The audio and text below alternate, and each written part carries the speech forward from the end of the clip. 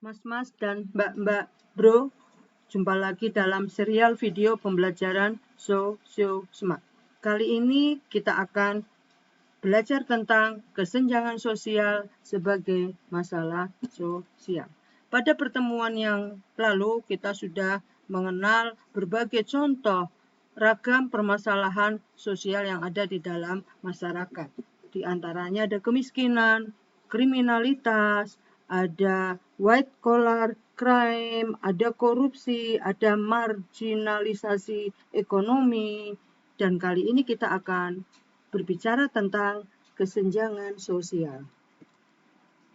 Dalam kamus sosiologi dikatakan kesenjangan itu berarti suatu kondisi tidak seimbang, kondisi tidak simetris atau kondisi yang berbeda antara kelompok sosial yang satu dengan kelompok sosial yang lain.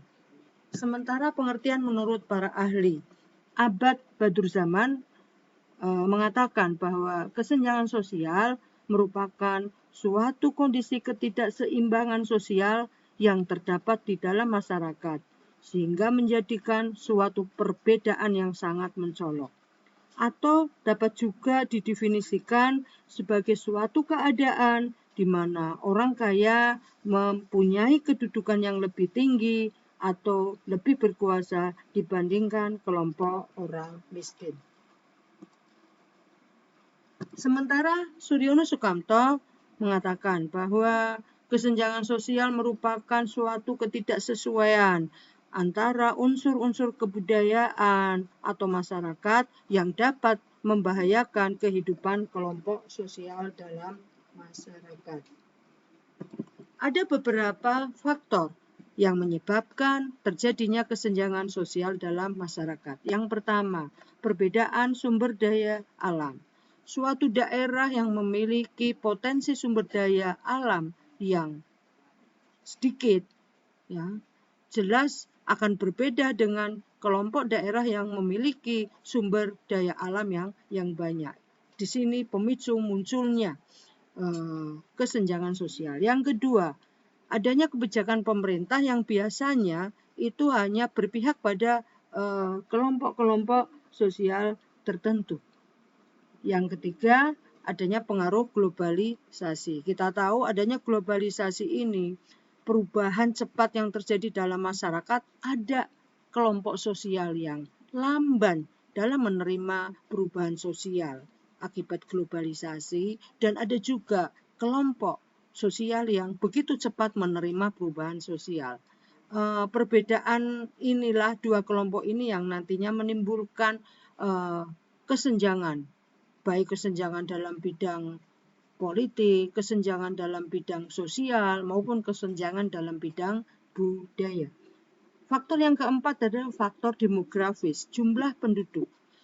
Ya, semakin bertambahnya jumlah penduduk di suatu desa mengakibatkan masyarakat desa banyak yang mencoba mencari kehidupan di kota, padahal di kota jumlah lapangan pekerjaan semakin sempit, sehingga di sini ada sekelompok orang yang berhasil secara ekonomi dan ada sekelompok masyarakat di kota yang dia tidak berhasil atau gagal dalam bidang ekonomi. Ini juga merupakan faktor pemicu munculnya kesenjangan sosial.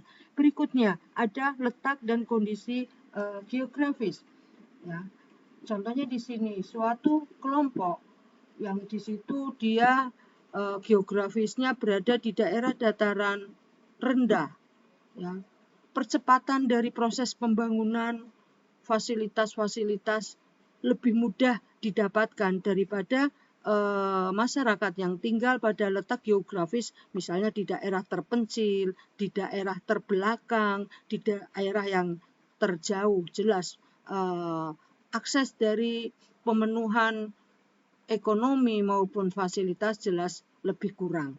Berikutnya adalah ketidakmerataan pembangunan antar daerah. Kita tahu, ya, pembangunan di Pulau Jawa dengan pembangunan yang ada di luar Pulau Jawa jelas di sini ada perbedaan yang sangat jauh, di mana pada Pulau Jawa itu sangat cepat, ya, proses pembangunan, fasilitas pembangunan yang bisa dinikmati oleh masyarakat itu lebih banyak dibandingkan daerah-daerah yang berada di luar Pulau Jawa. Berikutnya, rendahnya mobilitas sosial itu juga bisa memicu, apalagi dengan adanya kemiskinan, di mana semakin hari jumlah masyarakat Indonesia yang miskin semakin besar, sementara yang kaya semakin kaya. Di sini muncullah kesenjangan sosial. Berikutnya adalah sulitnya mendapatkan lapangan kerja.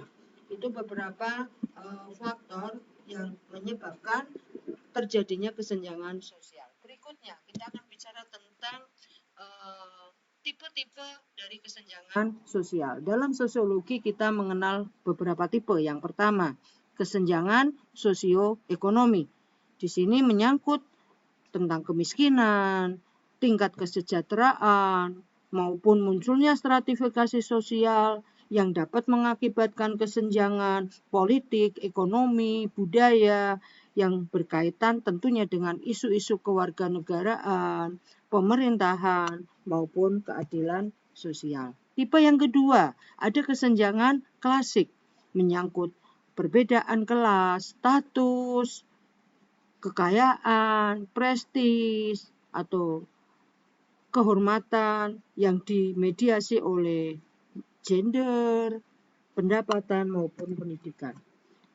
Sedangkan tipe yang ketiga adalah kesenjangan baru, di mana mengikuti kesadaran yang lebih besar akan kompleksitas global dan adanya berbagai rentang pilihan yang lebih besar. Kita melihat sekarang munculnya dengan budaya konsumerisme, ada kelompok yang dia lebih konsumtif dibandingkan kelompok sosial yang lain, munculnya sosialita, kelompok-kelompok yang mengatasnamakan tentang modernisasi, sementara ada kelompok masyarakat yang tidak tersentuh oleh adanya modernisasi.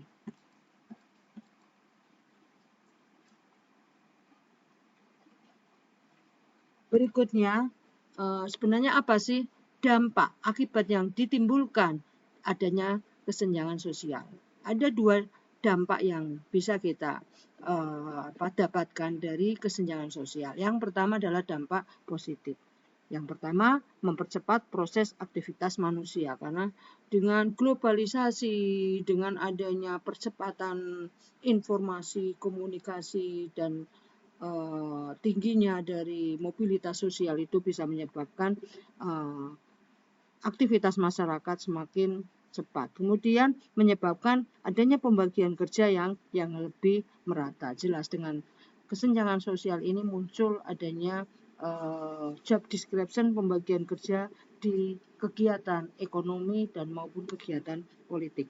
Kemudian dapat menghilangkan kondisi pemicu stres, dapat merelaksasikan jiwa dan raga masyarakat, dan dapat yang jelas dapat meningkatkan status sosial seseorang dalam suatu kelompok. Adapun dampak negatifnya, yang pertama jelas timbulnya kecemburuan sosial karena kesenjangan antara kelompok sosial yang satu dengan kelompok sosial yang lain. Yang kedua, banyak terjadi tindak kriminalitas. Yang ketiga, menumbuhkan sifat malas pada masyarakat dan menyebabkan individu ataupun kelompok mudah putus asa yang tentunya dapat menghambat mobilitas sosial dan mobilitas kerja, serta menimbulkan keresahan di dalam masyarakat. Nah, ada beberapa contoh dari kesenjangan sosial yang dapat kita lihat dalam kehidupan sehari-hari. Yang pertama, adanya koruptor yang memakan uang rakyat hingga miliaran rupiah hanya dipenjara, ditahan selama 3 tahun. Sedangkan orang yang mencuri ayam dapat ditahan hingga belasan tahun. Contoh yang lain, adanya orang yang berpenampilan dengan pakaian mahal dan bagus itu mendapat perlakuan yang sangat baik oleh pelayanan, berbeda dengan orang yang berpenampilan biasa saja. Kemudian yang ketiga, contohnya tidak adanya fasilitas transportasi yang cukup layak untuk penderita cacat. Itu beberapa contoh dari kesenjangan sosial dalam kehidupan sehari-hari. Nah, bagaimana sih upaya solusi untuk mengatasi kesenjangan sosial? Yang pertama jelas kita berharap di dalam perencanaan sosial di sini pengambil kebijakan stakeholder harus membuat desain kebijakan pemerintahan kaitannya untuk mengurangi kesenjangan sosial dalam masyarakat. Kebijakan yang pertama adalah kebijakan pemerintah yang harus menekankan pada peningkatan perbaikan infrastruktur desa, terutama pada desa-desa yang kondisi geografisnya tidak menguntungkan, desa yang terbelakang, desa yang terpencil, desa yang terjauh dari fasilitas yang ada. Kemudian yang kedua, akses terhadap pendidikan, informasi, kesehatan, gratis harus menjadi prioritas bagi pemerintah sehingga akselerasi pembangunan dapat terwujud dengan efektif. Upaya yang dilakukan, adanya program Indonesia Pintar, kemudian ada program Indonesia Sehat, kemudian ada PKH, dan bantuan-bantuan sosial lainnya.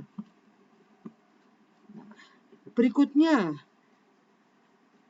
akses terhadap pendidikan, informasi, ya, juga selain dapat terwujud dengan efektif, pemerintah juga perlu memberikan bantuan modal bagi masyarakat desa sehingga mereka dapat memiliki mata pencarian alternatif, tidak hanya mengandalkan di sektor pertanian saja. Apalagi sejak pandemi COVID-19 ini terjadi, banyak warga masyarakat yang kehilangan pekerjaan, banyak terjadi pengangguran, kemudian mereka tidak bisa menghidupi keluarga, sehingga mau tidak mau dengan adanya pandemi ini, kesenjangan sosial yang terjadi juga akan semakin meningkat. Nah, upayanya salah satu diantaranya adalah dengan pemberian bantuan dana. Nah, upaya-upaya lain yang harus dilakukan pemerintah untuk pemerataan masalah kesenjangan yang terjadi di Indonesia, ya, meningkatkan sistem keadilan di Indonesia serta melakukan pengawasan yang ketat terhadap pelanggaran hukum, orang-orang yang melanggar hukum atau kita mengenal dengan istilah mafia hukum.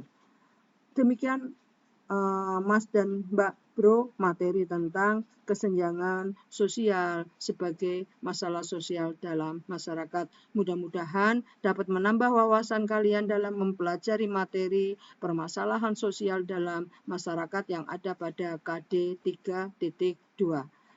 Tetap semangat belajar dan salam literasi.